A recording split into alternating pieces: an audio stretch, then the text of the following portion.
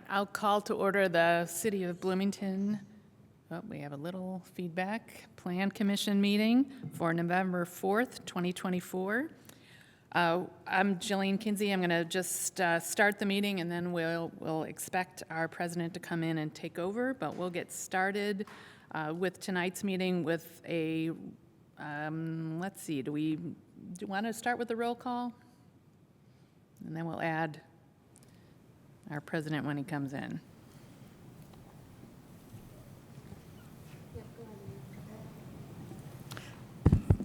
Ballard. Here. Burrell. Here. Seaboard. Here. Korodke. Here.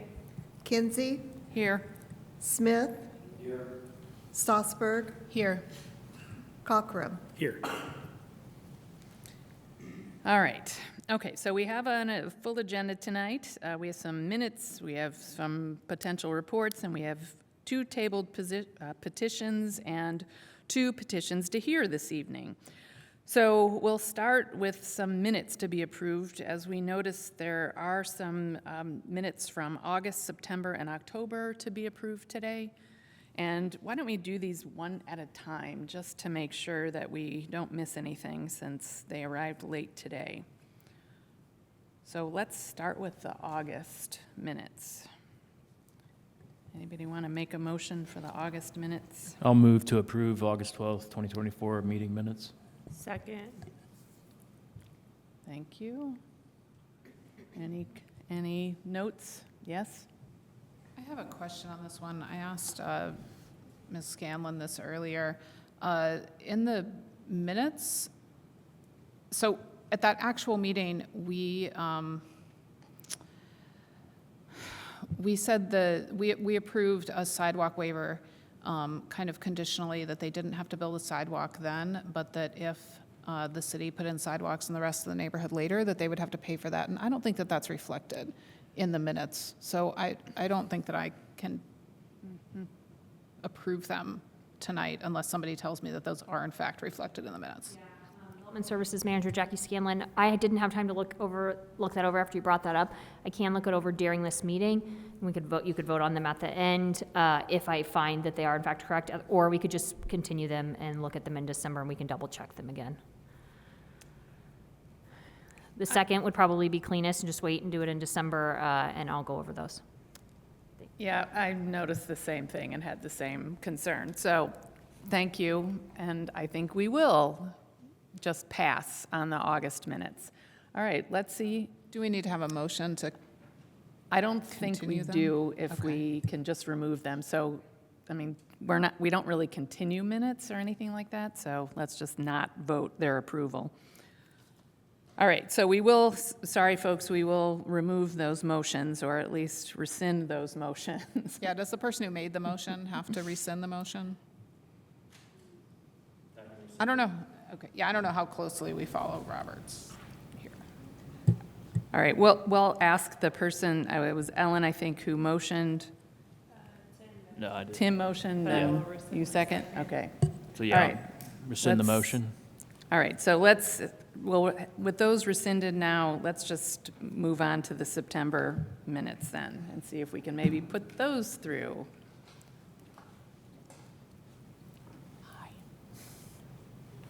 I'll move to approve the September 9th meeting minutes. All right, I'll second those, looked okay to me.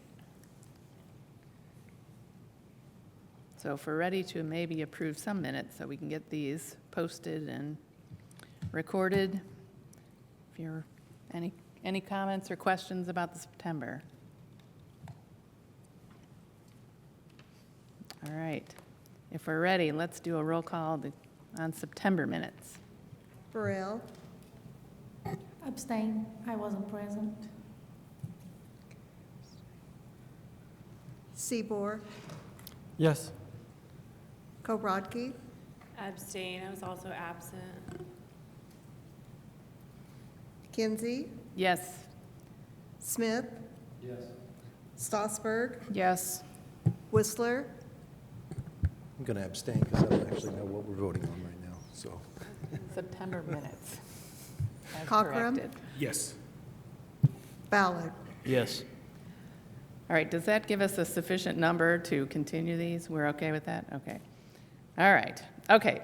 So we did receive October amended minutes very late today. I did notice a problem with those earlier, so I feel like my issue has been addressed. But these are pretty complicated, so if we want to take a second and look at these to make sure it reflects our understandings, that would be great.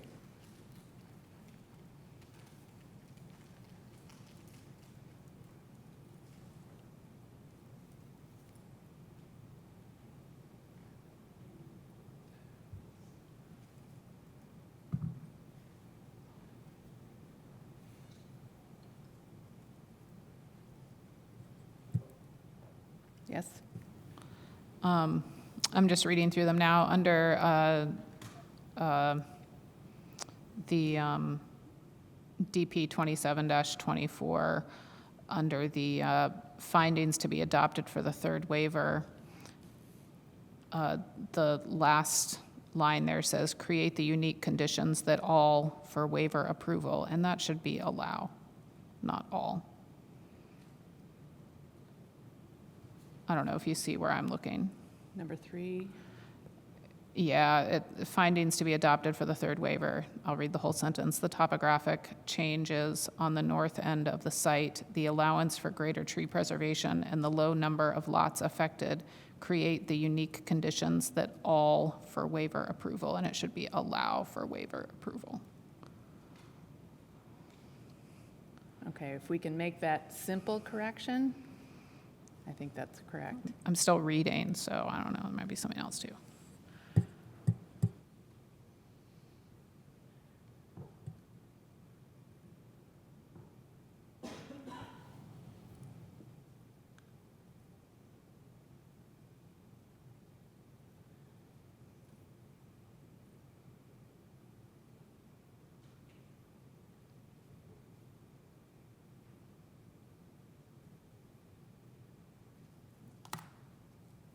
I don't know if there are any other concerns on this one. It is very complicated, though, as you can see, so let's make sure it reflects our understanding.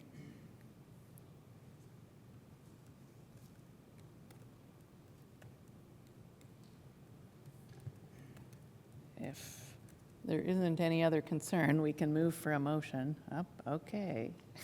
Go ahead. Sorry, I've got Commissioner another one. Strasburg. Let's, oh no, we're good. We're good, thanks. Okay. All right, so we have at least one, what I would consider an important but trivial correction to make, or a reasonable correction to make to these minutes. On the third, the findings to be adopted for the third waiver section. I'll move approval of the October minutes with the correction from all to allow. Okay, I'll second. All right, seeing no other concerns on this one? Up. I guess just, I'm Mention looking it now. at SP 41-24 and the conditions, and it goes like in 1, 2, 3, 4, 5, and then it goes to 1, 2, 3 after that. I don't know if there were supposed to be 8 and they're just misnumbered, or. Yes. Yep, so we've lost our consistent numbering. Yep, on All right, page I'm gonna- 4. Like, so there's a colon at the end of 5, and then those 3 are sub, so they should just probably be indented there. Okay, there should and we be can fix that. sub. And maybe lettered instead of numbered to make that clearer. Yep. Yeah. Okay, is this getting too messy now to, If there's no other concerns, then I think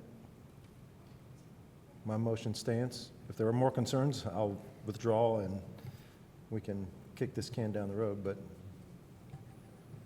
yeah, so the only change or the correction would be to either indent those or make sure that it's clear that they are sub for number 5.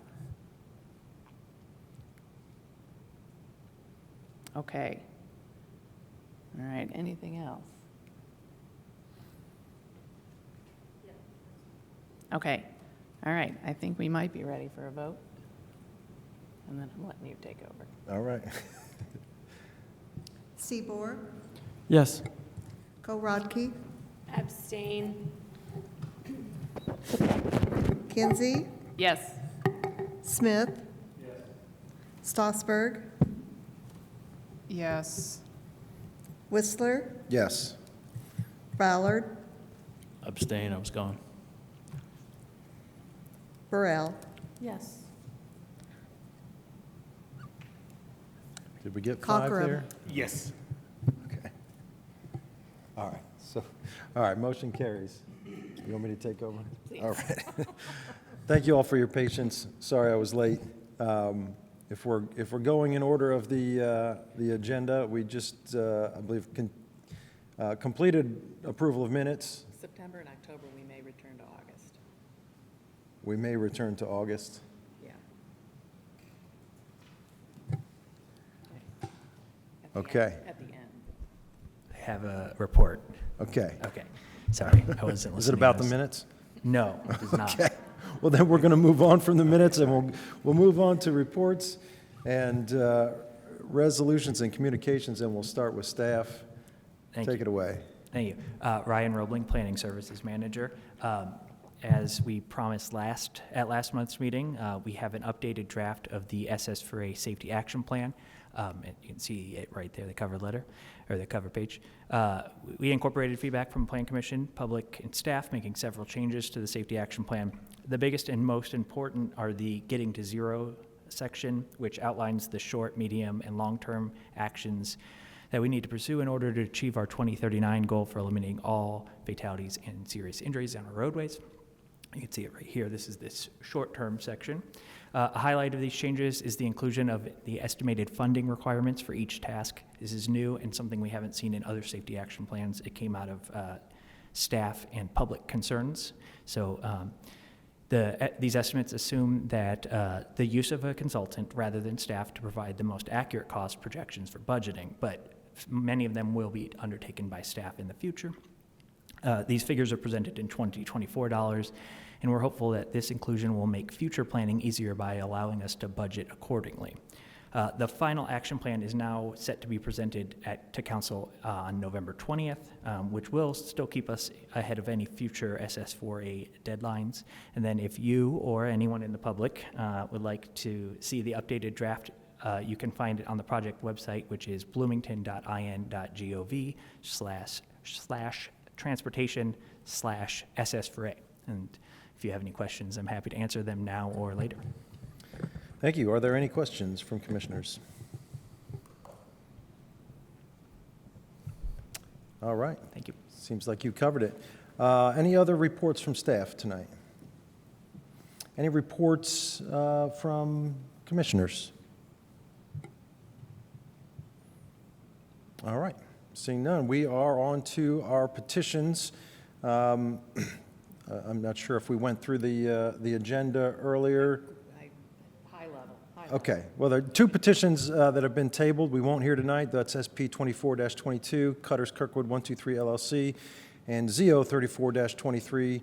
That's text amendments to sign standards from City of Bloomington Planning and Transportation. We have 2 petitions that we will hear tonight. The first is SP 4224, petitioner Blake Rowe, 1006 South Walnut Street. And then after that, we'll hear DP 44-24, Walnut Street Pike Development, LLC.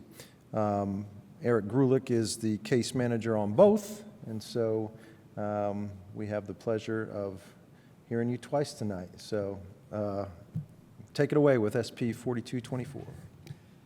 Thank you. Eric Grulich, Senior Zoning Planner. I'm here to present the petition for Brawley Investment Group for the property at 1006 South Walnut Street. The petitioner is here tonight to request site plan approval to allow for the construction of a 33,000 square foot storage, self-service building in the mixed-use corridor zoning district. So this property is at the southwest corner of South Walnut and West Allen Street. The property is currently vacant. It did previously contain a commercial building with surface parking lot. That building was removed, but the parking area still remains. So the petitioner would be redeveloping this property with a 4-story self-storage building. The property would be accessed by Allen Street on the north side. There is a partial remnant of a drive cut on Walnut Street that would be removed with this petition. So the building is located on the east side of the site, fronts on Walnut and Allen, with a drive cut on the west side to provide access to the storage and loading areas for the units on the west side of the building. The floodplain of Clear Creek encroaches on the west side of this property, so that is the shaded area that you can see on kind of the top part of the screen on the west end of the site. So the petitioner is staying out of that floodplain completely. They've shown a retaining wall along the parking area and the driveway, but are proposing no improvements within the floodplain, no landscaping, no mechanical structures. So they are completely avoiding that area. The location at Clear Creek is far enough away that it is not subject to the riparian buffer. There are no sinkholes on this property, no closed canopy, so there are no regulated environmental features beyond the floodplain. So there will be, the petitioner is showing 3 parking spaces on the site. Based on the size of the office, they're only allowed 1 space. The ADA accessible space does not count against that maximum, so that is allowed, but they do have to remove 1 of the proposed parking spaces to meet the parking maximum.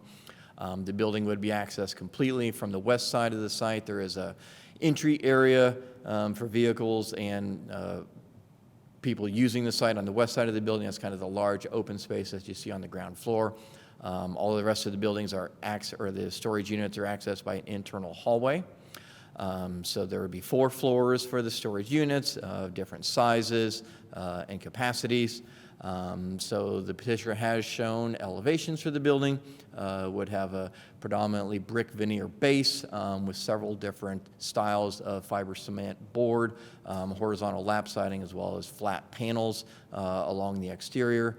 They've shown a variety, 3 different colors and texture patterns. So it meets the pattern and texture diversity requirements of the UDO. They've also included change in building height, awnings and canopies around the facades, as well as transparent windows. So it does meet the architectural requirements. There is a detention pond shown on the southwest corner of the site, as well as a shallow one on the north side of the site. There are some additional street trees that are required. This petition would include construction of a new 10-foot sidewalk and 8-foot tree plot along Walnut Street, and a 6-foot sidewalk and 6-foot tree plot along 5-foot tree plot along Allen Street. So there would be new pedestrian facilities installed on both street frontages. Bike parking is shown on the north side of the building. Due to the size of the building being more than 20,000 square feet, the bike parking does need to be covered, so there's a condition of approval to that effect. With that, the petitioner is not requesting any variances, so the site plan does meet all of the requirements of the UDO. The driveway is set back the required distance from the intersection of Walnut and Allen, as well as it is set back from the adjacent driveway to the west. So there are no issues with the location of the driveway. It's not more than 24 feet. And so as I mentioned, they do meet all of the requirements of the UDO, so we are recommending approval with the 5 conditions that are listed in staff's report, and I'm happy to answer any questions. Thank you. Is there a representative of the petitioner who would like to add anything to the presentation?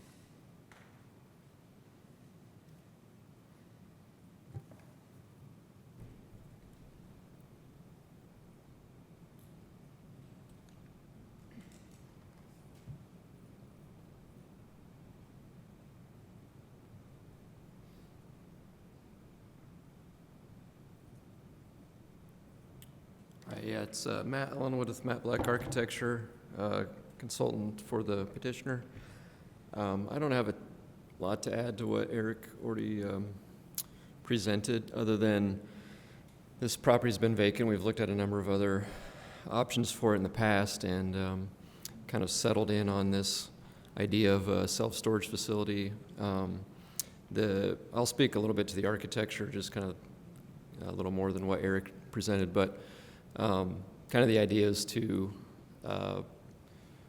take what maybe looked like a historic brick structure that may have been there, and then, something that might have been enlarged and added on to, expanded, if you will. So kind of fitting in with some of the other existing structures along South Walnut Street. While we don't necessarily see this as being super activating to the street front, we've done what we can to, I think, kind of make it appears to be so. And, obviously always think about, reuse in the future and could become, something more activated. But, yeah, we've worked with Eric and the other staff to get to a design that we think meets the intent of the UDO, and then works, for the function of the building and the property. And so hope it, generally adds to the streetscape, bringing, something that is, in keeping with the city's master plan. And I'd be happy to answer any questions about the building and the materials. And but essentially the way this would function is people would use it for self-storage. There's an area, like Eric mentioned, in the back off the drive that would have loading, unloading directly to a lobby space, and a kind of freight elevator that people could get up and down the building to, to store their goods. And, it's pretty self-explanatory, I think. But, yeah, if you have any questions, I'd be happy to answer them. Thanks. Thank you. Are there any questions from commissioners? Commissioner Seaborn. I guess just two questions, one for the petitioner. Just confirming that the conditions that are listed in the recommendation are agreeable to you or not? Yeah, we, I think the reason why we had additional parking was that's just what we could fit on the site, and we're trying to maximize what we could get, obviously. And then I don't know if it got kind of missed in communication with Eric that, that is the maximum based on the office use. We feel like we provide enough space for people to unload and load, to use the facility. Obviously, in the future, if it were to expand to become a more intensive use, we'd want to kind of rethink, parking availability for it. But I think it meets the intent of the use. And then the other items, the easement, the lighting, photometric, and then the covered bike parking, and the street trees, we'll revise to meet those. So, yeah. Great. And I guess the last question is just, the project has one access on Allen Street, but it looks like it connects to, I'm assuming, an access easement on the adjacent parcel, but just, could you touch or clarify that? Yeah, that's right. I should have highlighted that, but yeah, you can see on the south end of the property that the drive would connect to an easement agreement that's already there. It's already in place today, because as the building functioned previously, they utilized that easement agreement. I don't think anything would change there with that. So yeah, obviously people with large trucks coming in and out, yet the hope would be that they would come in off of Allen and then probably leave, exit south Walnut. I think, there should be adequate space for that. So, but yeah, that's the use of the easement. Yep. Great, thank you. Any other questions from commissioners? Commissioner Kinsey? Yeah, I wonder if the petitioner or maybe the staff could talk through the load unload option. How will that work? What you are imagining two-way traffic in the load unload area? So it's basically, I don't know if maybe the elevations would help, Eric, please. Thanks. So if you can see in the top elevation, kind of in that middle space, to the left of where that entryway is, kind of the doors, that space there, that's essentially just an open loading, unloading area. It's equivalent of like 3 parking spaces. And the idea is that people could pull in, with their vehicles, unload their, the storage equipment, and then go right in directly into the lobby space and use that. So they're not obviously in the drive aisle, kind of blocking traffic, if you will, people coming and going. So. And is that covered? Yes, So yes, there's a it's building right, above yeah, it, so it's- that's right, yeah. Yeah. Yeah, hard to it's imagine. a similar design that's been utilized in other self-storage facilities that we've looked at, so, yep. Okay, all right, thank you. Thanks, Eric. Commissioner Cochran. So the entrance that's off of South Walnut, that is a code issue that has to be there, is that correct? We have to have an entrance along the corridor?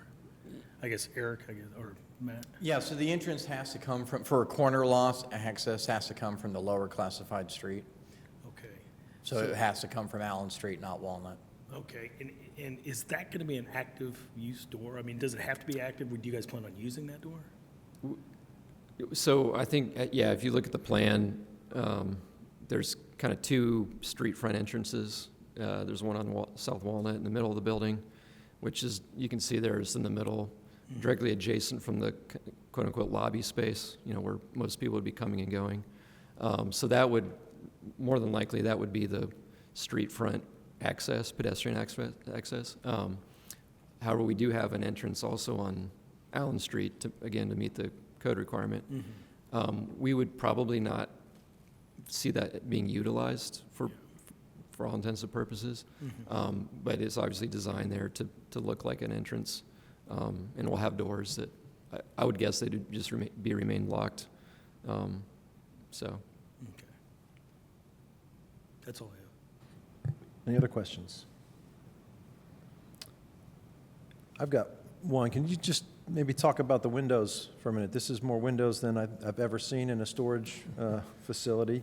What kind of windows are these? What's behind the windows? And, you know, could these same windows be used if this were converted to something where you wanted to see through the windows? Right. Yeah, it's a good question. So, and it's a little harder to tell in the flat elevations. I don't know if you have the 3D in there at all. Okay. So we also, I think it's in the packet, there's some more 3D streetscape perspectives where you can kind of see, but I'll kind of just walk through. So on Walnut Street, where you kind of see the red in the windows, those are actually, there's a gap between the window and the actual back of the storage unit. You can kind of see it in the floor plans. There's an offset by a few feet. The idea being you see through transparent glass, and then you see, you know, effectively the kind of the, you know, backside of a storage unit, but it looks like a, you know, an overhead door. It's a pretty common look in the self-storage unit design kind of world. You know, you drive by and you kind of see, okay, those are storage units there. The sections where it looks to be more white would be literally a wall surface behind the glass, so they wouldn't be I mean, it's transparent glass, but it wouldn't be, you wouldn't be seeing into anything other than, you know, blank surface behind it.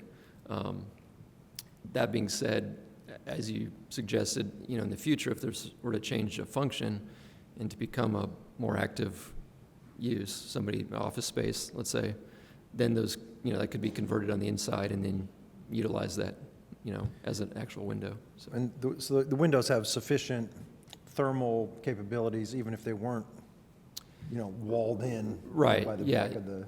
Yes, correct. They're actual windows that would meet, yeah, you know, requirements for energy. Yep. Cool. Any other questions from commissioners? Commissioner Cochran. Just back to the doors, how are those going to be managed? Are they going to be open during the day? Are they going to be key code? Or, I guess, because the building's, is it going to be manned all day, or is it? Do you know? That's probably a question for the actual owner. For, I don't know if Blake or is online, but my assumption is that it would be, there'd be somebody in the office, maybe daytime hours, because we do have a small office on site in that middle lobby space.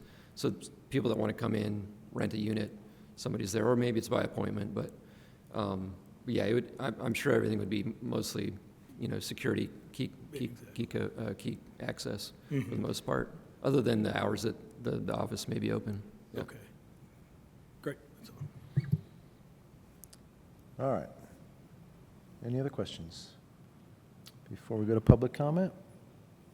All right, we'll go to public comment on SP 42-24. If you're here in the chambers, just make your way to the podium, state your name for the record. You'll have up to 5 minutes to speak. If you're joining us online, click on the reactions button or the react button and raise your hand, or just send a chat message to the meeting host, and we will recognize you when it is your turn to speak. Any public comment on SP 42-24?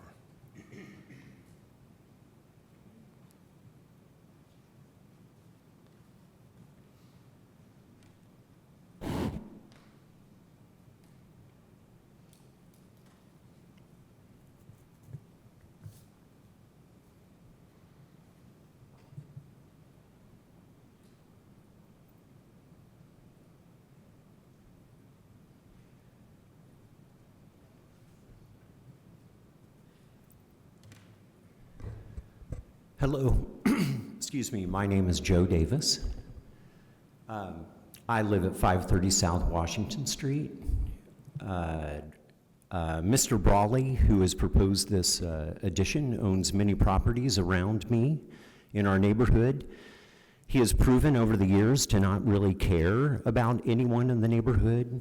His lawn mowing crew would commonly slam into my tree that's in the tree plot area between the street and the sidewalk, and I would complain, and he would come over and laugh at me. Jeff Brawley does not care. His building is completely uninspiring.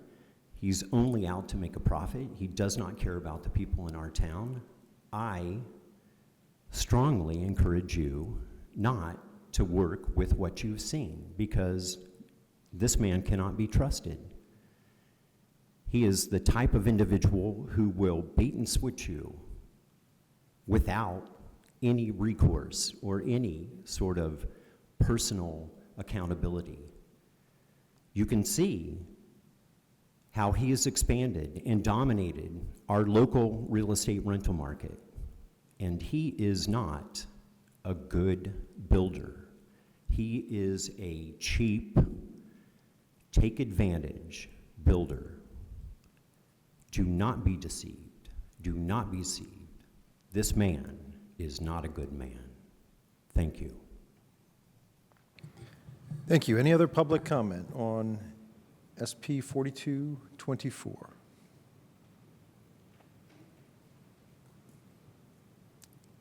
Anyone online? All right, last call for public comment. Okay, we are back to the commission then for any final comments or a motion. As a reminder, the staff recommendation is that we adopt the proposed findings and approve SB 42-24 with 5 conditions as included in the packet and on the screen.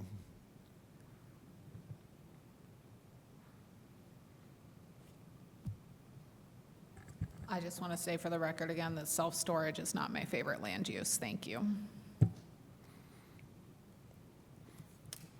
Any other comments?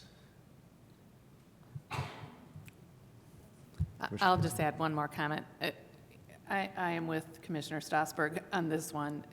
Self-storage is not, in my estimation, what we need or want to support. It doesn't activate the street. There's no public interest in this. I understand it's serving a purpose. The fact that our questions, at least some of the questions, have to do with even repurposing the site is an interesting question to think about. It makes me sad that we're building things that are not going to house humans or be human activated spaces, but it seems to follow the requirements of the UDO and I suppose provide some service to people who require this sort of storage unit. So doesn't make me happy either. That's it. Any other comments or motion?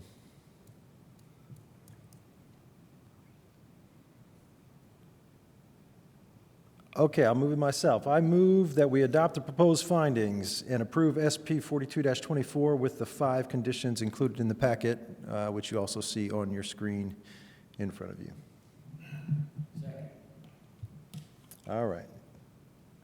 Will you please call the roll on motion to approve? Korodke, Yes. Kinsey, Yes. Smith. Stossberg, Yes. Whistler, Yes. Cockrem, Yes. Ballard, Yes. Burrell, Yes. Seaboard. Yes. All right, motion is approved. We are now on to our second and final petition, DP 44-24. And again, we have Eric Grulich to present.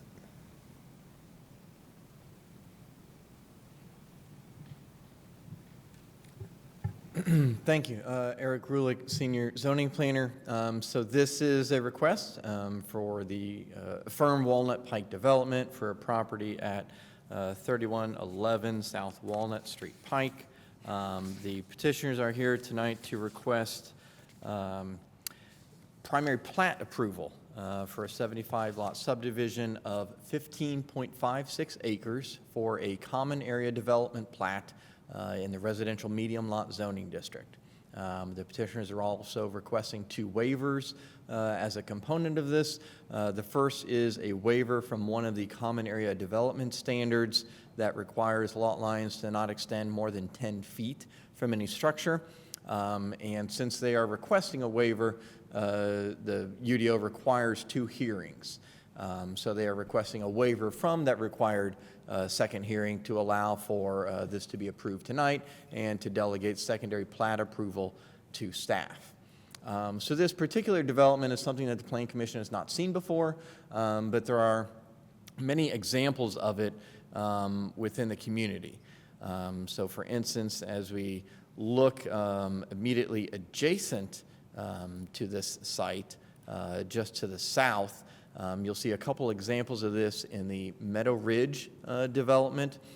So a common area development, per the UDO, states that a owner owns the building footprint or a limited area outside of that building. So in the case of in the UDO, it says specifically that lot lines shall not extend more than 10 feet from the building.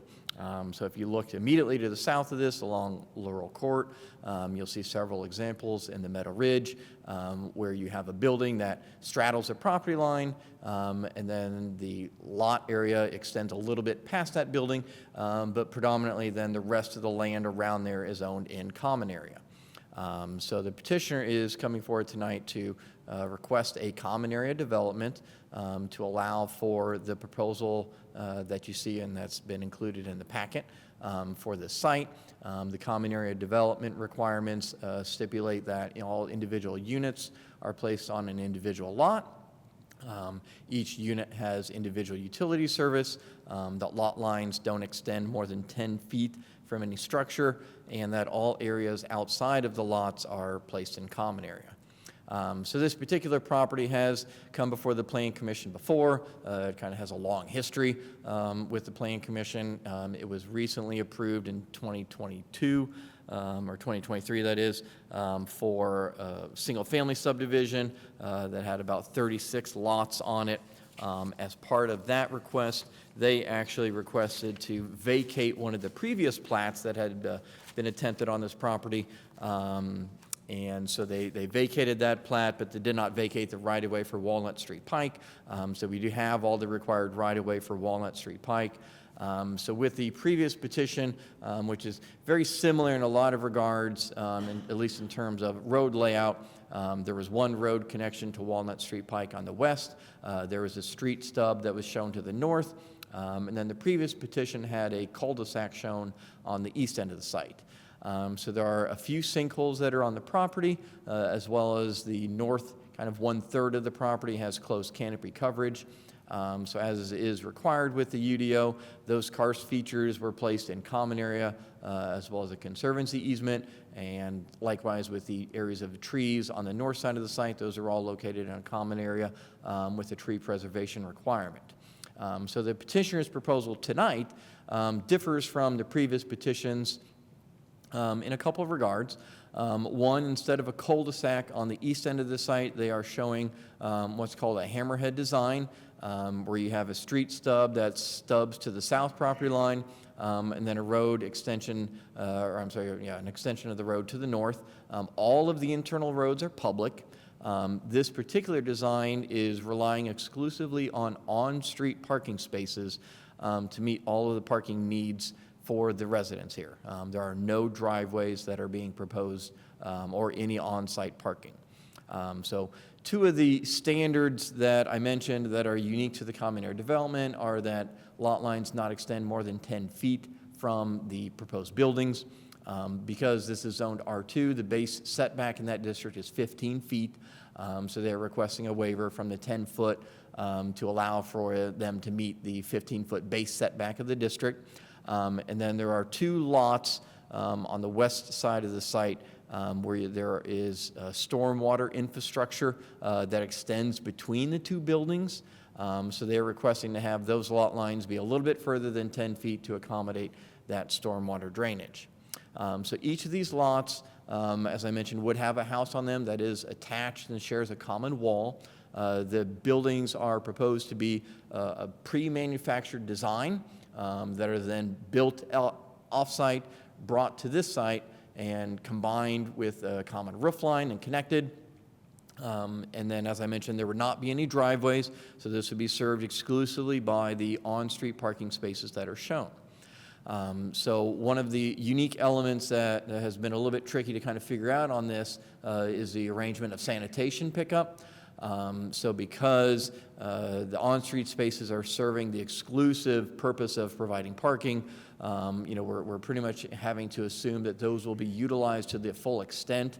The plan that's here right now has about 1.2 parking spaces per unit. Each unit does have 2 bedrooms in it.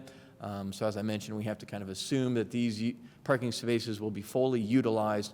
So it's essential to have space available for sanitation to be able to get in there and serve these units with the automated arm pickup.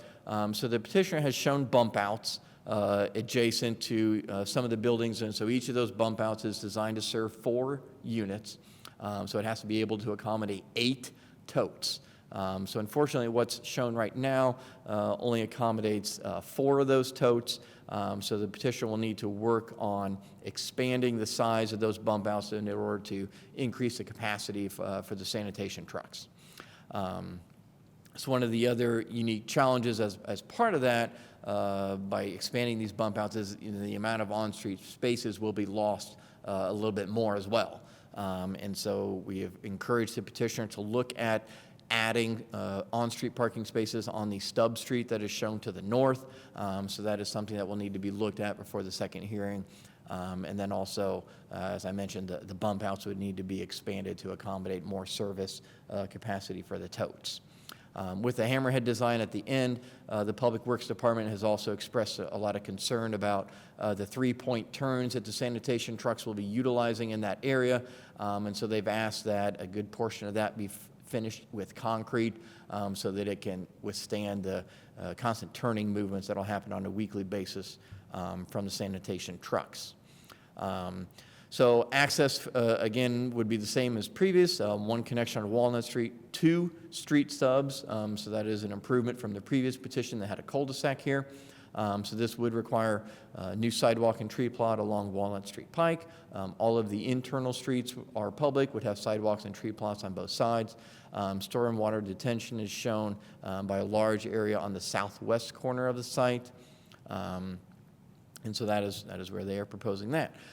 So with the cross sections for this, and I mentioned this in the packet a little bit, the typical road cross-section that would be allowed by the transportation plan here would look at a queuing street design for this street. So that would be a situation where You've got two 7-foot parking spaces, and then about a 14-foot travel lane to accommodate cars moving through there, but accommodating or acknowledging that not all the on-street spaces would typically be utilized, that you would have driveway breaks throughout that street as well to provide opportunities for passing.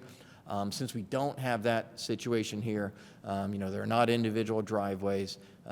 It placed a different need on the cross-section for the building or for the road in here to be able to accommodate two-way traffic, for sanitation trucks, for emergency access trucks, and like I said, expecting that the on-street parking spaces will be fully utilized, as that is the only possibility for parking within this development. So the stub street to the north would follow the typical cross-section. It would have a 28-foot cross-section with parking on both sides.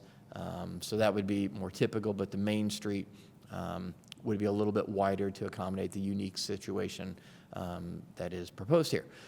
So as I mentioned previously, this would be 75 lots. 3 of those lots would be common area lots. So in essence, you're looking at 72 buildable lots here. These would all be attached.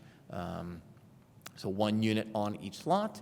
And so the petitioners have shared some of the floor plans and elevations that are proposed for the buildings here, and those have been included in your packet. So I'll just kind of step through 1 or 2 of those that have been shown. So this is the perspective typical rendering. They can probably talk a little bit more about diversity in terms of colors and materials to break up the look of the buildings within here, so that we don't have just the same unit type on all of the buildings.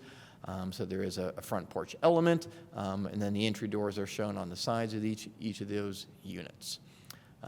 So the floor plans have also been included. As I mentioned, these are 2-bedroom units.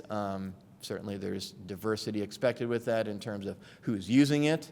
Could certainly be offices, an office, a home office of some sort, or obviously the 2 bedrooms.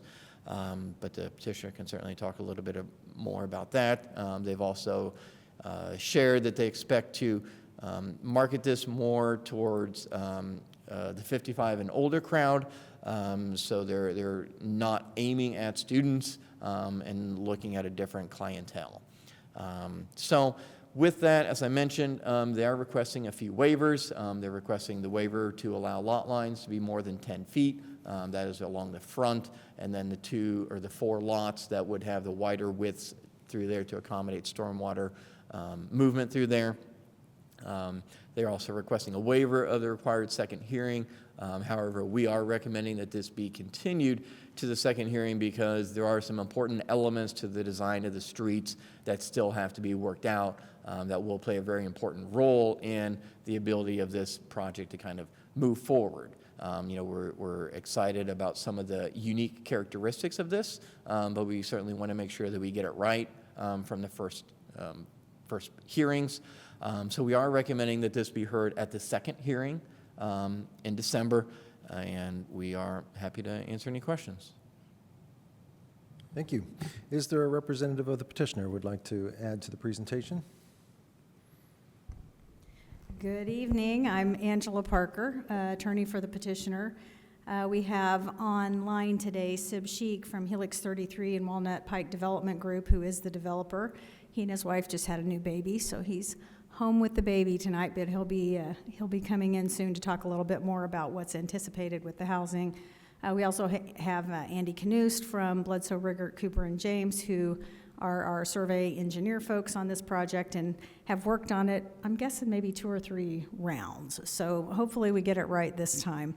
I wanted to do a couple things. One, thank you, Eric, for the presentation, because I think that captures the essence of what we're attempting to do, and I realize planning is not making recommendations tonight one way or another, but we certainly feel like we're getting closer to a final product, and so we're okay with moving to December for the recommendations and final vote, and I think we're gonna get there.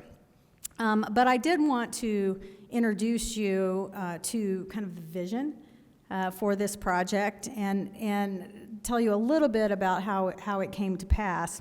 The study by the Administration of Aging notes that in 2023, 1 in 6 Americans were 65 or older.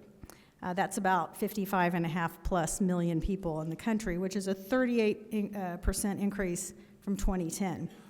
What's interesting about that, and I'm sure we've all heard anecdotally how our population is aging, that's expected to catapult in the next 15 years to 81 million people over the age of 65. And if we bring those numbers home to Bloomington, the projected rate of growth from the city's study that was done a couple of years ago is expected to be 26.4% from 2018 to 2030 in the 55+ age group, and a whopping 48.7% increase in the 65+ age group. So you can see this is a huge area of growth and a huge area of need. Nationally, this is one of the highest areas of need with the absolute slowest rate of growth in housing and development. HUD has identified a need for a multifaceted approach, which includes creating affordable and accessible units that people can either own or lease. Other studies have pointed to this idea that this population really wants to live independently and get rid of the old family home and be able to downsize to a place that is much more manageable and cost-effective. So this project is really focused on this population of 55 and over. And we intend with this project to put the necessary legal covenants in place to satisfy the fair housing requirements, to make this an actual legal 55+ housing for, it will help us protect the market for that population. But also an important component of the developer here, which Sid can talk about more, is to really create a caring community and a neighborhood for this population. So the housing units that we're talking about are compact and efficient. And some of the feedback that we heard even from the neighborhood meeting was, wow, 868 square feet, that's so tiny. And it is. They're smaller homes intentionally. And it computes to 72 houses across this 15 plus 5-acre tract of land. But a large part of that site is also preserved in conservancy, walking paths, sidewalks to create connectivity within the neighborhood. The subdivision will, in compliance with law and our efforts, have an HOA that will manage the needs of this community, particular to this population. It's not intended to be a retirement resort community. It's intended to be something that would be accessible on a much more affordable option for those people who need to downsize. The common area development, which we didn't realize we were one of the first under this development on the UDO, so that's kind of exciting as well. But the idea is to really create a manageable, cost-effective, and affordable neighborhood for this population.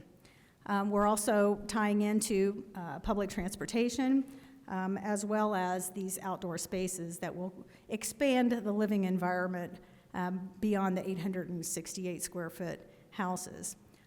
So I'm going to let Sib talk a little bit more about the development company and the petitioner and about the houses that are being proposed for this neighborhood.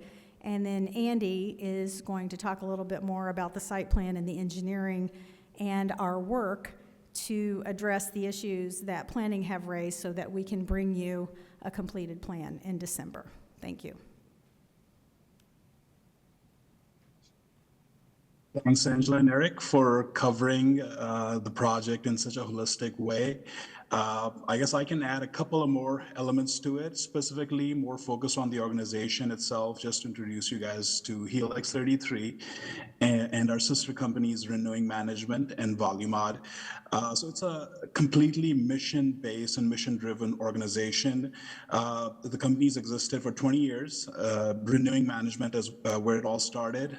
They own and manage 4,600 units across the state of Indiana, with the consistent theme and focus of serving the folks that are housed in these apartments, vertical apartments, horizontal apartments, and single-family homes that the company owns and manages, as well as the homes that the company builds for sale.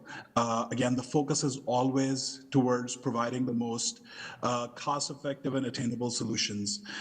We've mostly focused on the missing middle market, so to speak.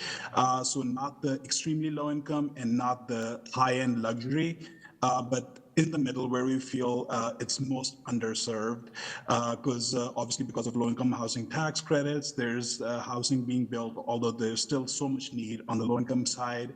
And there's obviously, we all know that there's so much housing being built on the Class A side. But the segment that's always completely underserved is that 80% AMI to 120% AMI community. And that's what our focus has been for the last 20 years. And in that effort, we actually started a house factory as well. It's a prefabrication factory. And the reason behind that was that cost of construction was getting so expensive. Material shortages and labor shortages were making construction so much difficult to complete that projects were just not penciling out if we wanted to keep the rents at an attainable level or the price of the for sale home at an attainable level.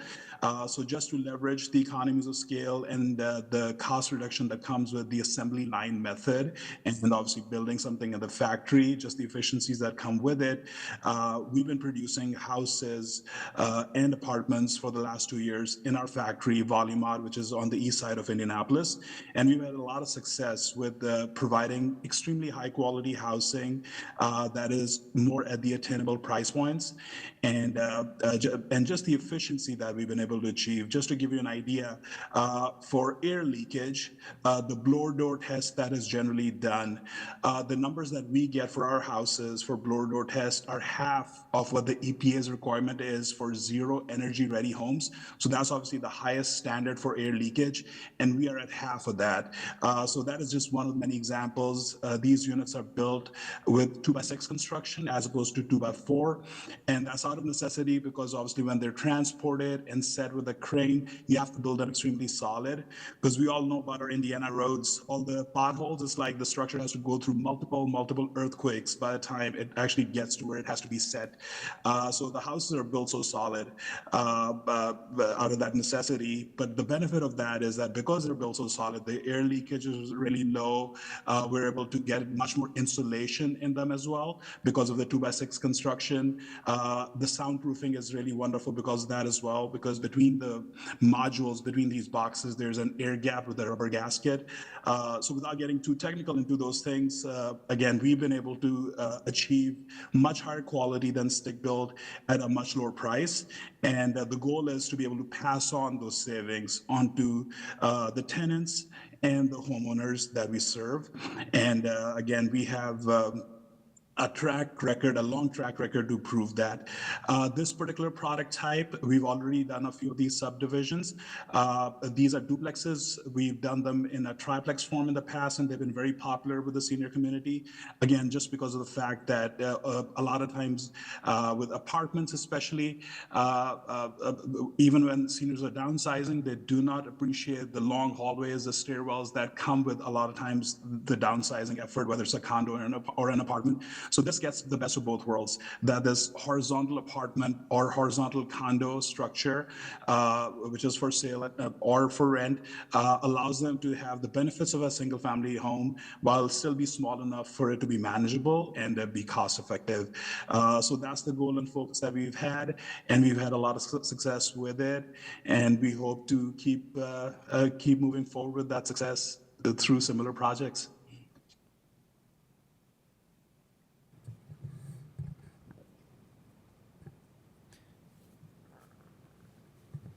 Andy, if you got, so Andy's up next. Awesome. Yes, Andy Knust, civil engineer for Bledsoe Riggert Cooper James. Could you lift the mic a little bit? I think we're not picking up. Yeah, Andy Knust. There we go. Civil engineer for Bledsoe Riggert Cooper James. It has been a pleasure and a challenge to work on this project. I've kind of inherited it this last cycle, but we've been working through some different iterations on this property for a number of years now, and I think we're still working on a couple details here, but I think we've got a recipe that's going to work out.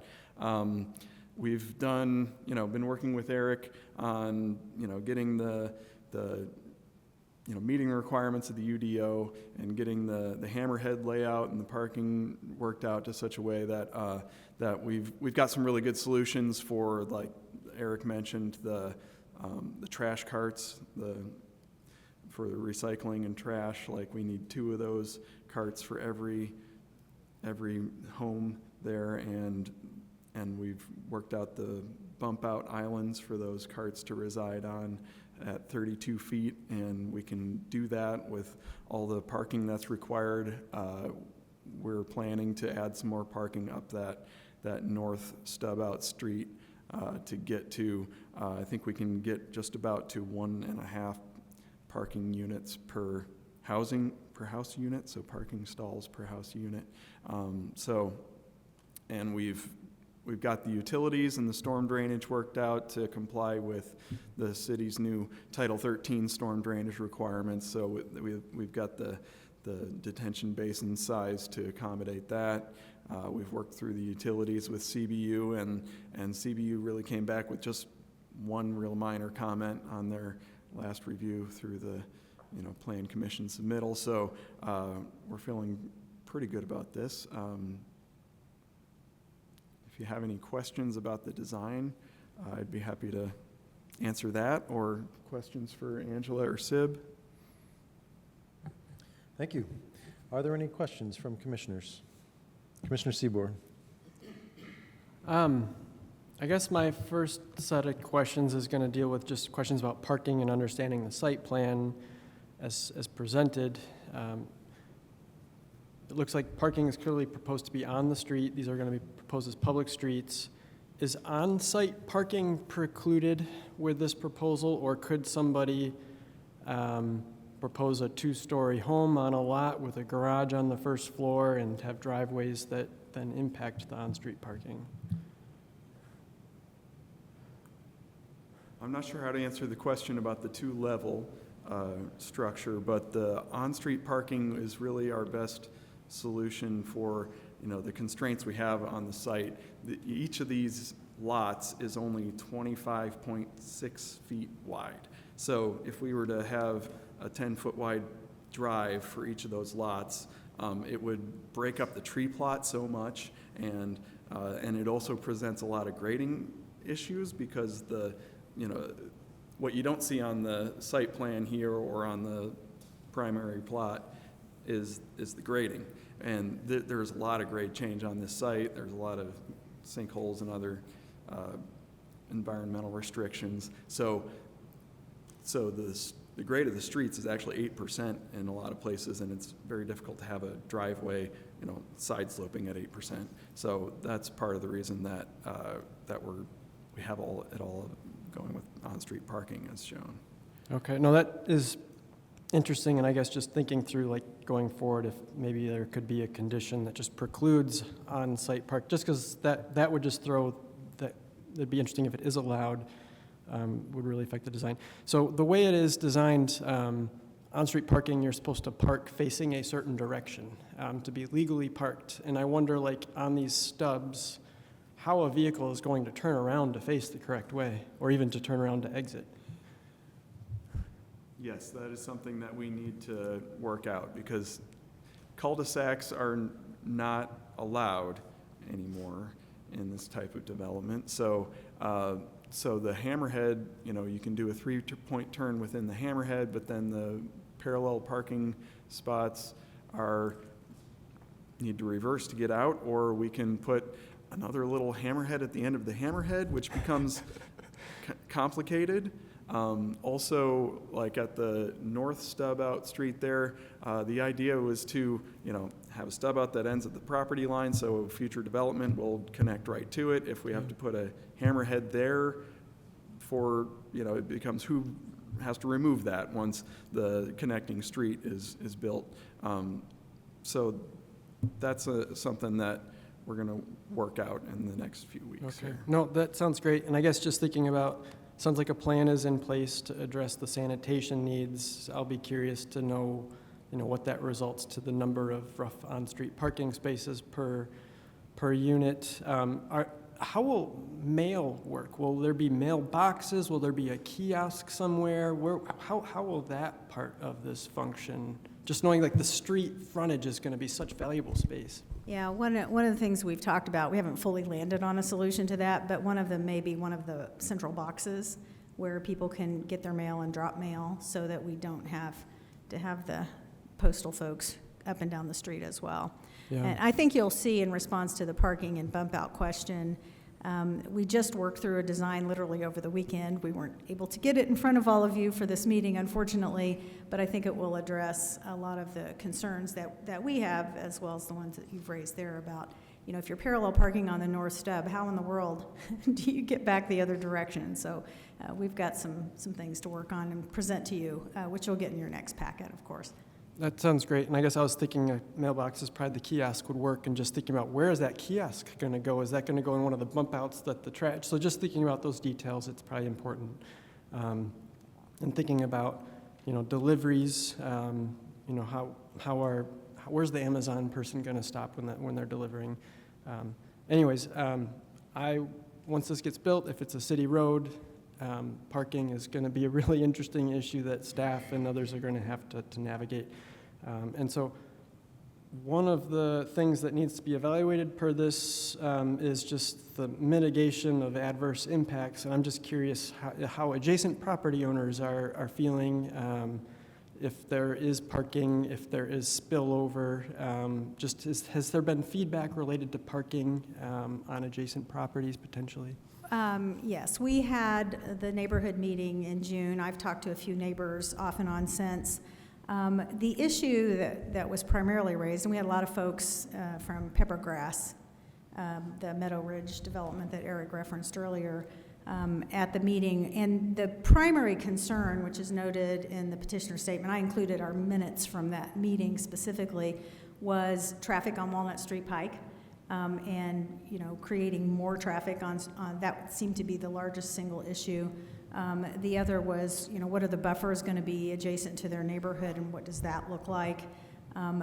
Parking wasn't really an issue that was discussed. I think it's internal to the development and people being to access it more than concerns that people had outside of the development. So we really didn't hear much about that from the neighbors, at least not so far.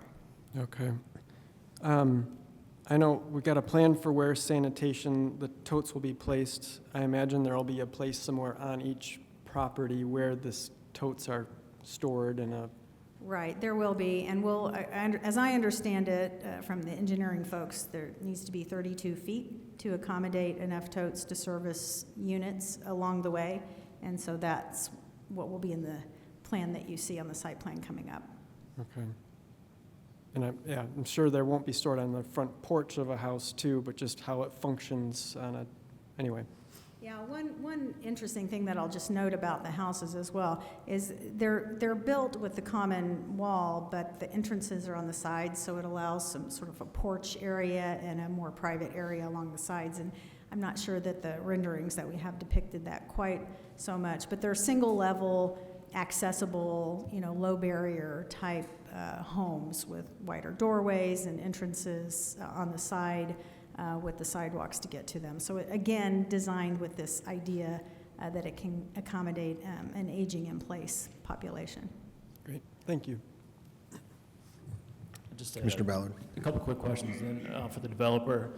You guys, in terms of taking density and maximizing it, this is, even with the questions that are coming that you guys are going to solve, I applaud the group in doing it, because less than 1,000 square foot and putting 72 of these is great. It's much needed.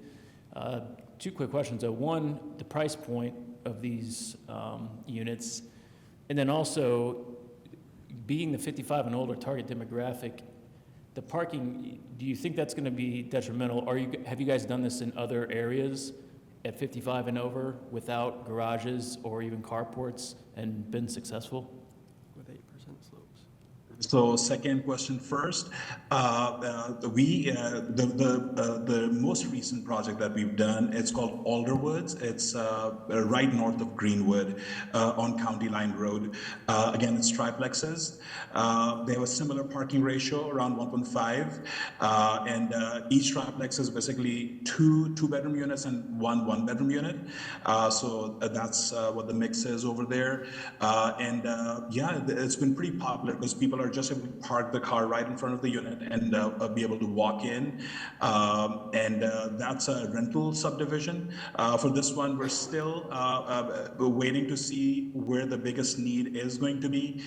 Initially, we had thought that this is going to be a for sale product, but the way interest rates have been, we've noticed that since we do want to keep it attainable, folks have been struggling to be able to get loans at the right price point, even though obviously we're keeping the cost low for the for sale product. But again, just with the high interest rates, the monthly payments have been something that folks have struggled with. So that's why temporarily we've moved to just purely rental. But again, that'll be purely driven by where the most need is at the time when the project gets finished. If rates have come down at a point and or the market demand for seniors is more for a for sale product, then we'll do for sale. If again the demand or the need is more for a attainable rental product, then we'll go in that direction or might end up doing a mix. Regarding rents, currently, we're looking at rents of $1,600 a month. Regarding the for sale product, currently we're looking at something right below $200,000. But again, that is something that is going to be purely, again, driven by the market and what the costs are turning out to be at that time. Because costs of construction had gone up, but they have started to stabilize and even starting to come down as far as some materials go. So we're again, the track record that we've had is that we try to maximize the savings and we try to pass on the savings. Our own profitability, although important, has always been secondary, and that's something that because of that we've always been open book as well, and that's shown in pretty much all our projects. And again, would love to give you guys a tour of a similar completed project. Again, Alderwoods, the triplex subdivision that we did on County Line Road, right north of Greenwood. Because that, again, once you walk through these subdivisions and are able to walk through these units, it's just pretty impressive how well they've produced them in the factory. I was honestly myself pretty impressed because I've been with the company for 9 months, and compared to stick built, this is just a much higher quality product for the price point. Okay, thank you. Commissioner Stassberg? Yes, I do have a few questions. Thank you. I want to go back to the parking spaces for a second because I'm just wondering about their, you talk in your document about there being like a zero-step entry into the houses. And so I'm thinking then that next step of going, okay, people are going to park their cars and get out of their cars. And is there a ramp then to each house? Like, how is that going to be worked out in terms of the design and in terms of anybody who might need to depend on some kind of a mobility device? It's going to be a zero-step entry, and there'll be a sidewalk basically leading up to, but I'll let Andy finish that thought. Yeah, we can add curb ramps around, especially a convenient spot would be at the bump outs where trash carts will be. We can put curb ramps there to get ADA accessible access up onto the sidewalks and into the units. And are any of the parking spots specifically going to be ADA compliant parking spots in terms of sizing and width and that kind of thing? Where grades allow, yes, we can do that. Okay. But through a lot of the site, the grades are pretty steep. Okay. And are these units going to be all electric? Or is there going to be gas, like natural gas? Electric. Yeah, I think they're all electric, right, Sid? Yeah. Okay, great. Yeah, absolutely. And is there consideration to make them solar ready or have any solar panels at all? Great question, because we are actually moving towards zero energy ready homes. We've been working with TSI, they're an energy consultant. We are not there fully yet, but we do want to make them zero energy ready. Our hope is that all our future subdivisions would be solar panel ready. That's our hope for this project, but that's something that we haven't been able to work out completely. But the blower door test that I mentioned, that was, again, an effort in that direction. We have been getting blower door tests, duct leakage tests for all our projects, and these boxes that are getting produced in the factory, and they're all compliant with zero energy ready homes. But again, we are still working through where the gaps might be to achieve that rating, because EPA has 2 levels. One is Energy Star, and then even a higher one than that is a zero energy ready home. So that's what our goal is, and basically that'll be the focus for the early 2025 for us to get compliant with that. I'm not sure if we'll be able to meet all of those requirements with this particular subdivision, because there is a lot of different hoops that we have to jump through for that. But the reality would be that even if it does not technically qualify as zero energy ready, since we already have a lot of those things already in place, as far as the higher insulation level goes, as far as that low air leakage through the blower door test and the duct leakage test goes, this is going to be mostly there in terms of energy efficiency. Might not be ready to add solar panels in this particular subdivision, though. But the utility bills should definitely be much, much lower, just because of these steps that we're taking in that direction. Great, thank you. And then I have one more question. So it looks like there's just one exterior entrance for each of these units, is that right? So, and you were talking so that the entrance is on the side so people can have some kind of like a patio or whatever area. On the picture, it doesn't look like that area is particularly wider than a sidewalk. Is it actually going to be a little wider than a sidewalk?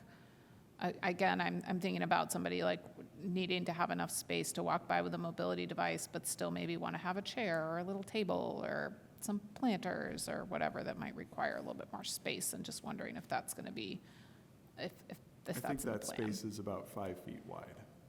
Okay, so not really. Okay, thanks. Any other questions? Go ahead, Commissioner Kinsey. All right, thanks for this interesting development. I'm really curious about the sanitation bump outs and what those will look like. And I wonder if there are any other developments recently. I'm thinking about some more compact design that we've seen here that might also have the same issue or need. And Eric, I'm thinking about what we may have approved on the north side of town on off of, it butts up against I-69. I can't remember what the name of it, is it Kinzer? Yeah, so that was the Kinzer Ridge subdivision. Yeah, because it has street parking as well, but maybe there's some alley. Yeah, so that I bet that's. that had, as you recall, there was a waiver from the 59 to allow the 59% lots accessed by an alley. But that was very much your typical single-family residential subdivision that would have garages and driveways. In fact, that was one of the elements of their covenants and restrictions, what everybody had to have a garage. So yeah, you certainly, there is on-street parking on that, but that was more of your typical, what we call a queuing street, where the on-street spaces are really just kind of supplementing the garages and driveways that are on each site. Okay, so this one could be our first of the no alley, no driveway, but still needing sanitation services. Yes, so this certainly has some unique challenges in terms of what Okay. they're trying to provide, but then the challenges that go along with, what that entails of, not having those driveways. Yeah, I'll be curious to see that on the next round. The other thing I want to comment on is the monotony of the design, particularly on the units that are, I'll just say this, I don't know what direction the units are, but right is on the left-hand side of all of the images we've been looking at here, at least as I'm looking at the screen. It's where they're really lined up in a row. I wonder about color or other modifications that could be considered to break up some of the monotony. The ones that are on the other side, the right side, seem to be varied based, what I'm presuming is not only the design of the street, because it does curve there, but also that, I mean, I suspect that that's where there must be some grade variation as well. So that, to me, looks a little more interesting, but the one where they're really all just lined up in a row, I don't know if you've thought about some anti-monotony ideas. That's a great point. We definitely want to add a variety and diversity in the look and feel. This was obviously just the most basic template, but we will be able to add a lot of variety through color, through texture, orientation of the siding. So some would be horizontal, some would be vertical, and just the overall look and feel of the canopy, and like so we definitely want to add more color and variety, and want to make sure that each one has its own unique elements. And there's obviously that more of a sense of pride as well for a homeowner when they have their own unique features for that house that is different from the neighbors. So we'll be very intentional about including those differences from one house to the next. Okay, good. And then my last question was just how the petitioner felt about or could respond to the suggestion about adding on-street parking on the other roadway where it's not in front of the residence. Is that something that you had considered, or is that off the table? I think when you see the next design, you will see some parking along that north stub out of necessity. I think what we'll end up with is about 1.5 spaces per unit to maximize the need for the sanitation services coming through there. So we'll have to build in some parking in those other areas. Okay, all right, thank you. Thanks. Oh, go ahead. I'll just add that there too. Is there a thought to having like a drop-off zone or something like that to the point of delivery? I mean, it's just the world we live in now. Uber drivers, Amazon trucks, UPS, whatever it is, and that is a increasingly major issue on city streets in general. Yeah, the Amazon trucks have taken over the neighborhoods, haven't they? We have not specifically discussed that. I'm not sure where there would be room to do that, but it's certainly something we can look at before we bring our next submission before the commission.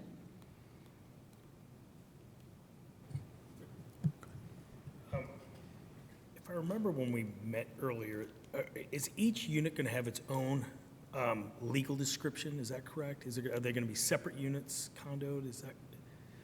Right, I'll address that. Yeah. Yes, each will be a legal lot.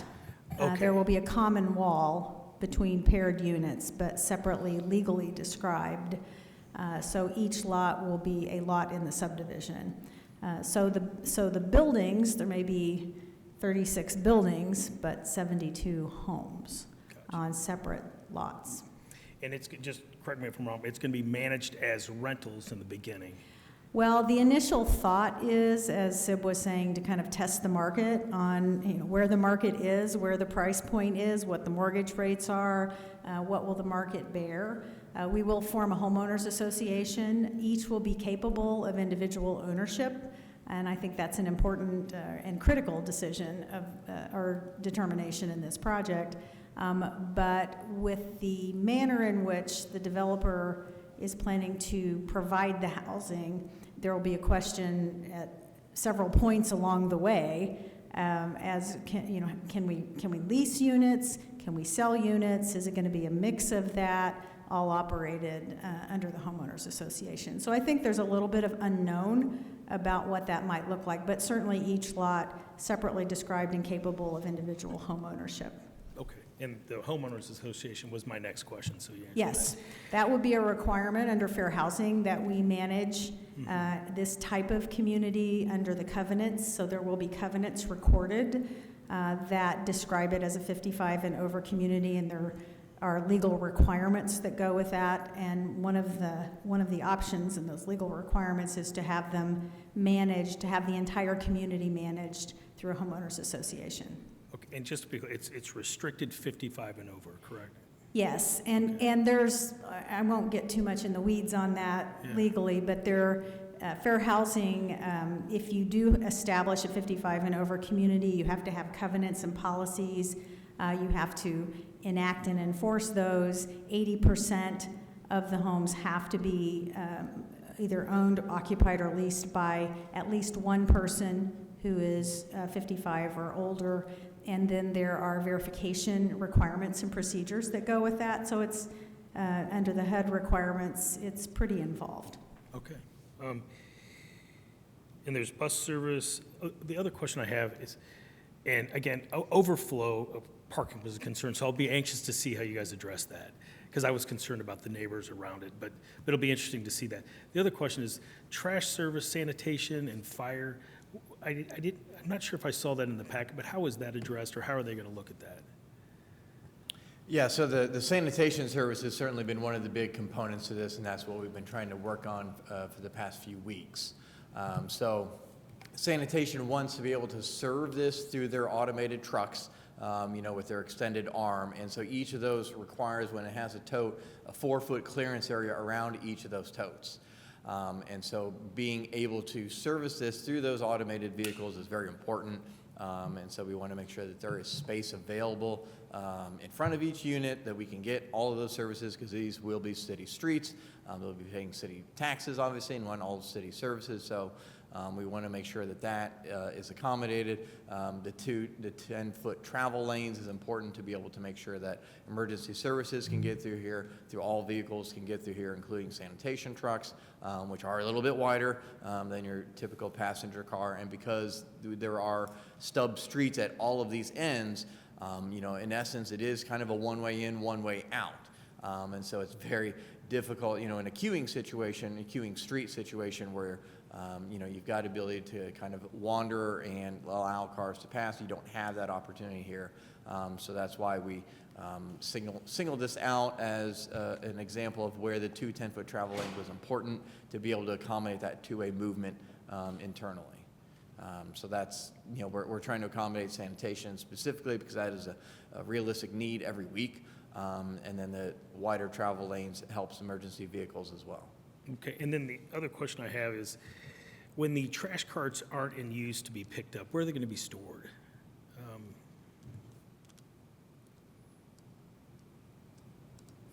We're not sure yet. Okay. Yeah, so we'll definitely, again, on the side, but that's something that we'll definitely have a more definitive answer for the next meeting. Okay. Yeah, I think we can create space for that. This just came up this last week, and I've talked to Director Wason about it as well, and saying we need to work on some solutions so that we make sure, we keep the neighborhood looking nice. Mm-hmm. And, our discussions have ranged everything from, having private services to how do we accommodate public services to how do we accommodate the automated arms on the trucks and all these. So we're working through some of those things. That's going to include tote storage. Okay, good, great.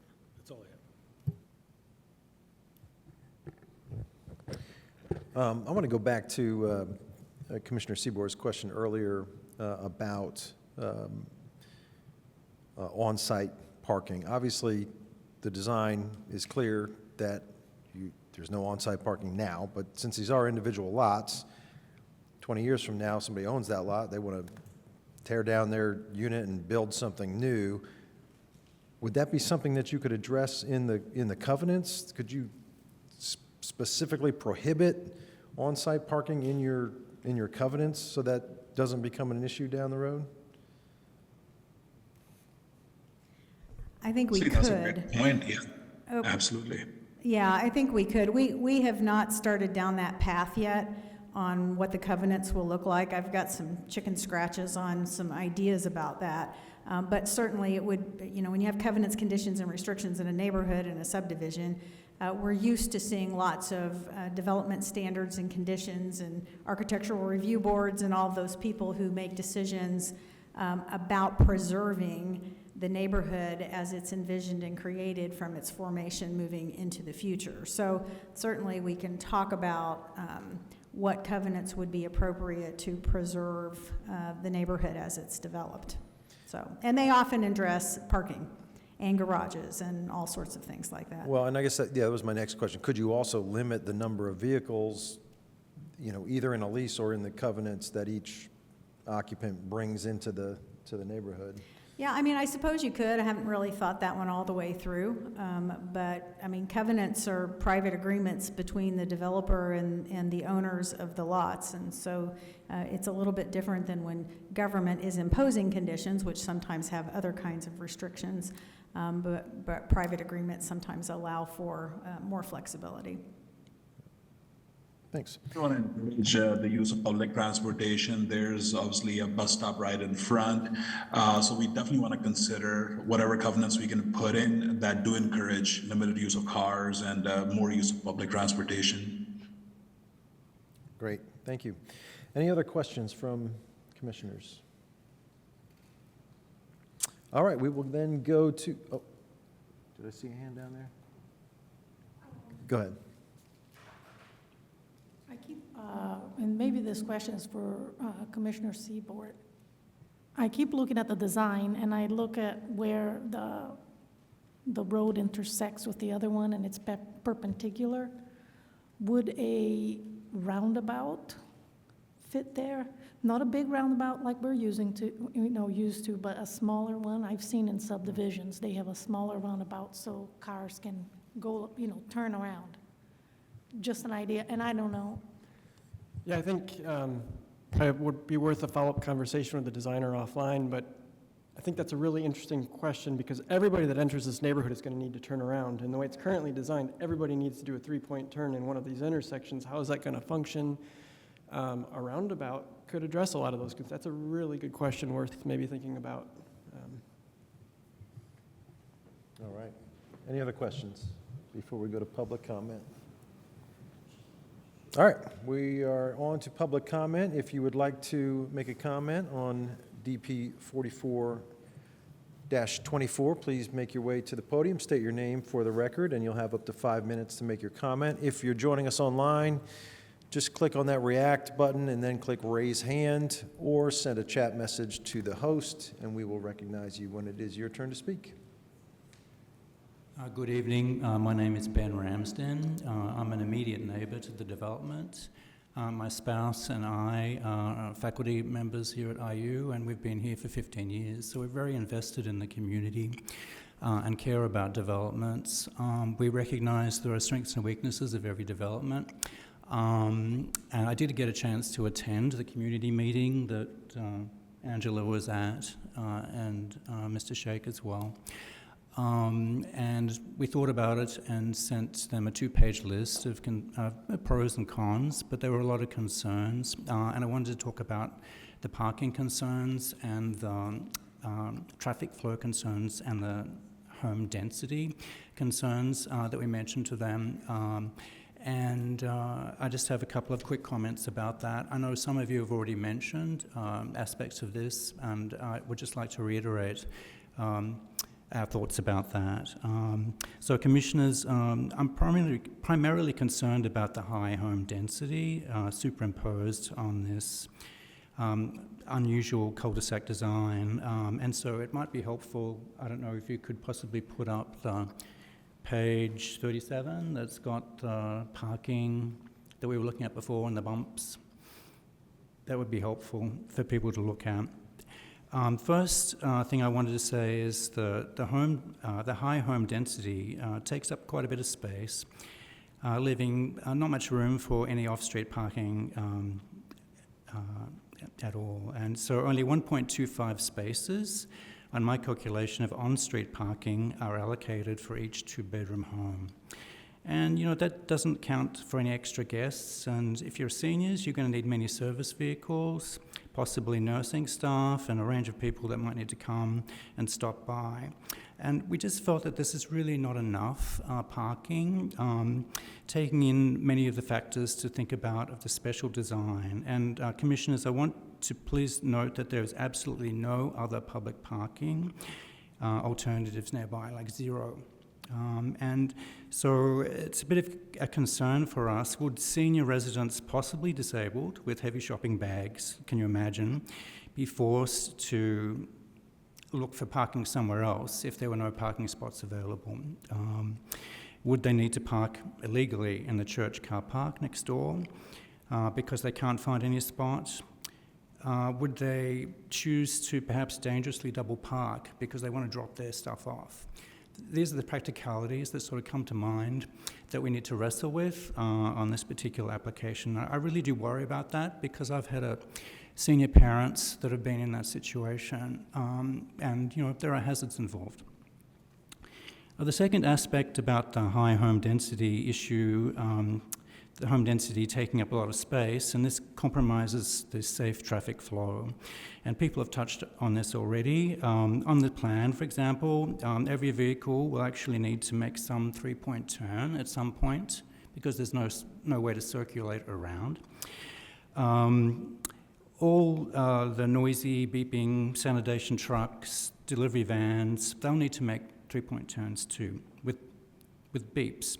And surely that is going to cause some disturbance to the peace, particularly of the residents who live nearby those three-point turn locations. And that needs to be addressed somehow too. Most importantly, we were very concerned about how emergency responders might quickly and safely negotiate this kind of street design, particularly when they have to deal with three-point turns and when possibly double parking is occurring when they're trying to get access. I really worry about that. So coming back to, I think, Commissioner Burrell's comments and some of the others, why are there no circular flow elements? And maybe these can be required at the street intersections in the cul-de-sac. This surely needs to be added for easy and safe flow for all the users in this development. Also, I wanted to ask, and I was a bit confused about this, the previous proposal by the developers did have a round cul-de-sac termination, which in my mind allowed cars to, rotate, smaller cars in particular, safely and then navigate without doing a more dangerous three-point turn. And this seems to be missing, and we've got this hammerhead kind of design, and I just don't understand why such a termination needs to be removed when in this particular case it could be very practical. In fact, it could be very safe. And coming back to the high home density issues, it just concerns us a little bit that the density leads to very small plats. And you'll notice... Expired. Sorry? Your time is up. Oh, my time is up? Sorry. The plats are less than 2,500 square feet, and this seems out of context relative to the UDO guidelines for the R2 zone. So respectfully, commissioners and developers, it's an unusual design and needs further consideration. All right. And the developers could improve this by improving the proposal with fewer residences. Thank you. Thank you for your time.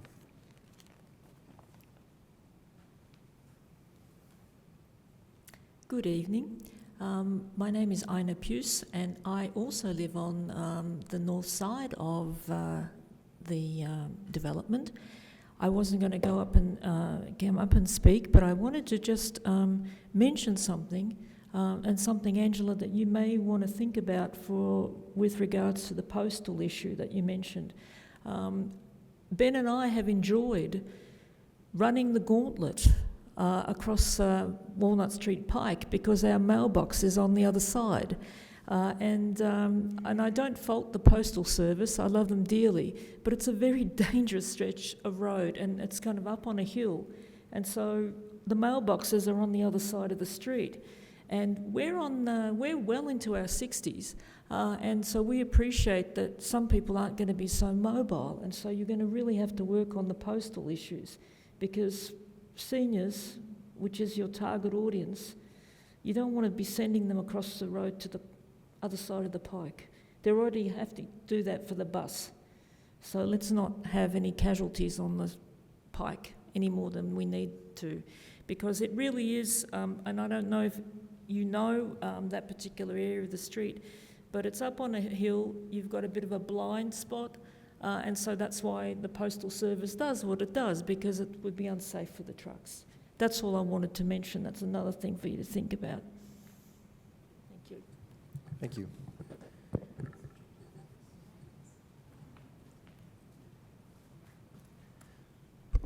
Hello. Excuse me. My name is Joe Davis, and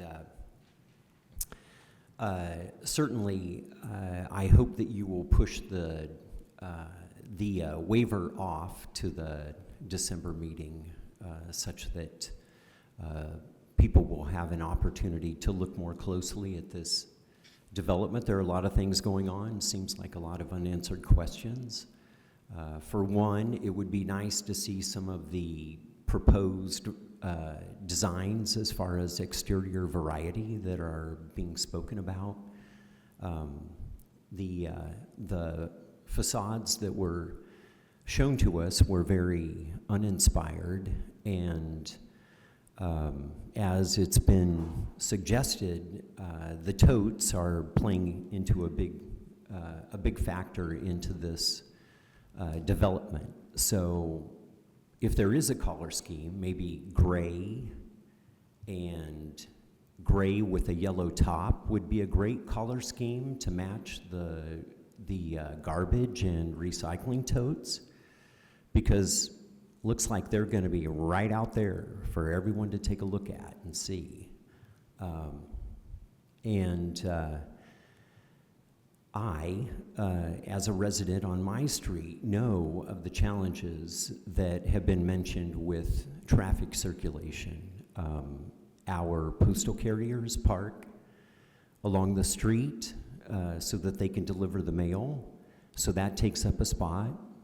There are delivery drivers, Amazon, U.S. Post Office, big, huge vans, constantly beeping, backing, filling our street, causing unsafe situations where the traffic that has to get by is slowing down, and often I hear honking from impassioned folks who are upset about their street being blocked.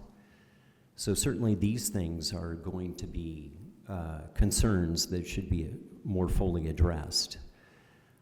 As well, I'm not sure what the proposal is for sustainable green vegetation, but this is a pretty dense housing development, and I would like to see more beauty in our neighborhoods. If there's a new development, let's make it beautiful. Why do we have to use the cheapest, junkiest materials to create residences that probably in 10 years' time are going to be looking sad, grayed out, and basically low class? You know, these folks who are going to be living in this community are not necessarily all skilled at doing maintenance on their properties. And so therefore, there's likely going to be a lot of construction maintenance vehicles parked there all the day long, coming in to replace low quality siding that is starting to peel away from the structure, fake brick veneer that is starting to slough off the wall systems, crumbling sidewalks maybe from all of the sort of the traffic of toting those carts left and right. I don't know. But this is certainly, we need to make sure that this development is done for the future, not just for today, but for the future. And if we let developments pass that are unattractive, uninspiring, and inequitable, then that just opens the gates for more of the same. So please consider the aesthetics, the ongoing maintenance issues, the transportation issues as far as circulation of the traffic, and this new economy that we're in, which is delivery, delivery, delivery. Thank you very much for your time. Thank you. Is there any additional public comment?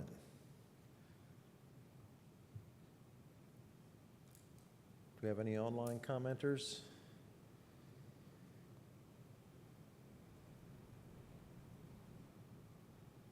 No? Last call for public comment.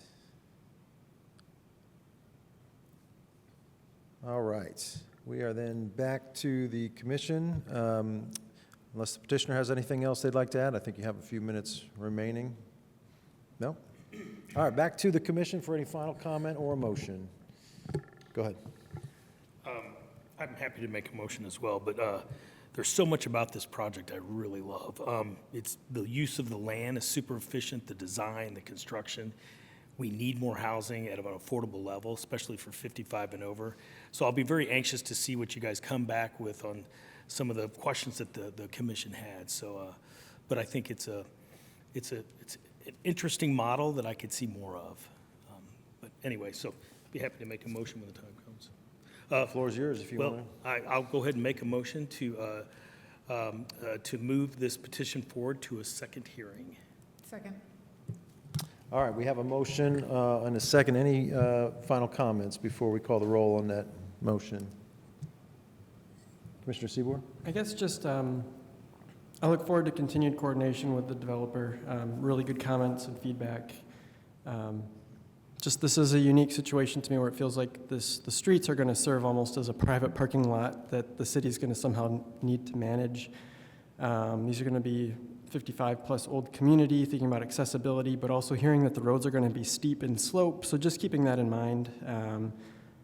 Designating, these aren't going to be private designated spaces you can't on a public street, so just there's a lot of interesting things.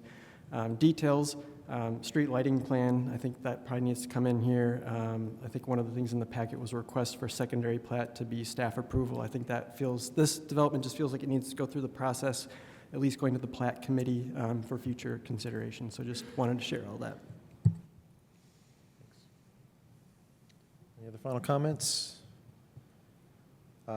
Yeah, just to say that I would love to see more detail on the traffic routing and I think the roundabout's a great idea. Perhaps a few spaces that are just strictly visitor / turnaround spaces or drop-off spaces, I think is a great thing as well. So looking forward to seeing that in December. If there's no other comments, we'll call the roll on the motion to forward this to a second hearing. Kinsey, Yes. Smith, Yes. Stossberg, Yes. Whistler, Yes. Cockrum, Yes. Ballard, Yes. Burrell, Yes. Seaboard, Yes. Korodke. Yes. All right, motion carries. That is our final petition for the evening. Any final announcements before we adjourn? All right, we are adjourned. We'll see you in December.